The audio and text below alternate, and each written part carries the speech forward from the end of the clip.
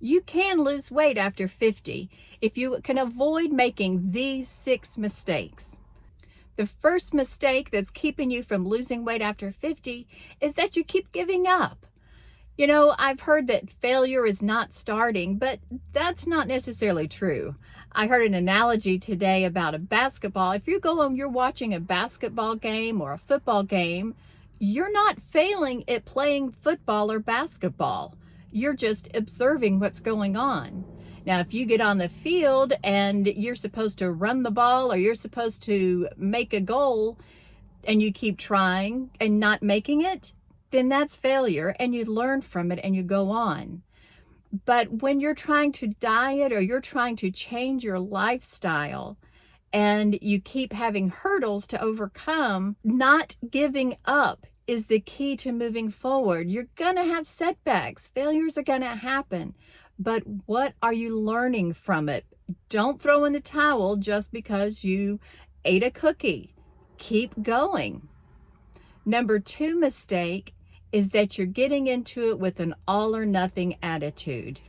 If I can't do it perfectly, then I won't do it at all. And that's what's holding you back from your goals, not only your weight loss goals, but maybe your other goals you have in life as well. It's not an all or nothing circumstance. It's not going to be perfect. Just go ahead and tell yourself that up front. You're not going to do it perfectly, and that's okay. Each time you have a setback, you're still making progress if you stay committed. The third mistake is waiting to start tomorrow. You keep putting off either your start date, or if you do make a mistake, you say, all right, I'll start over tomorrow, when you still have half a day to go. Don't wait until then. Just get back on track right now and do better as you finish out the day. Eat what's on your plan the next meal, eat vegetables or whatever you're working on, and move forward. Don't just throw in the towel over each and every mistake.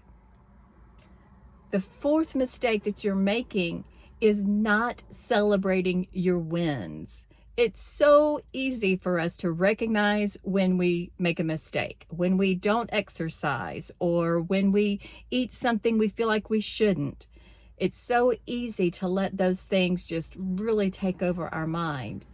But success is going to be celebrating those victories. You did walk a little further today, or you did use some weights to work out a little bit. You did get up out of that chair and move around while you were watching something on TV, and maybe you made a good, healthy choice to eat something healthier instead of going for the junk food and snacks. Celebrate those wins. Write it down. Give yourself a little happy dance and keep going. Number 5 mistake that you're making is calling yourself bad or considering that you're a bad person because you fell off the wagon, because you caved in, you had a piece of cake when you had told yourself, no, I'm not going to do that this time. And so now I'm a bad person. You're not a bad person. You know what that makes you? It makes you human. It's okay. Don't identify yourself as being bad. And the same way, you don't have to identify food as being bad. This was something I learned years ago, is that food is not bad or good. It's just food. It doesn't have, a feeling like that, an emotion. It's just food. And some is going to work to support your goals, and some are not. That's simply it. You're not a bad person. There is no bad food. Just do what you need to do, celebrate your wins, and keep on going. And the final mistake is one that I have such a tendency to do. In fact, I'm using all of these because I do all of these from time to time, and I'm working to get myself and build new habits, new ways of thinking. But I tend to self-sabotage when I'm doing well. Even when I weigh myself and the scales say a little bit smaller or a smaller number, and looks like I've lost some weight, I may go and eat a snack. I celebrate by having a cookie. That's not what I want to do. That's not the person that I'm becoming. I don't celebrate my wins with food anymore. I remember once years ago when I was trying to lose weight, I made a whole batch of chocolate chip cookies and then justified it by trying to say, I want to see if I'm doing so well, I can avoid these cookies.